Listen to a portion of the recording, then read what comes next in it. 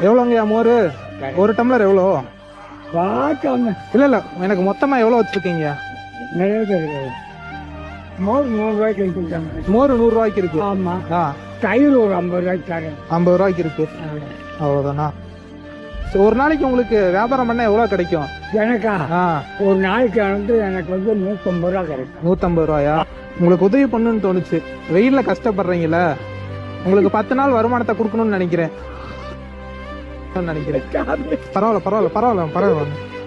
பெரியவருக்கு தெரியும். ஆ. அரிசி வைக்கிறேன்.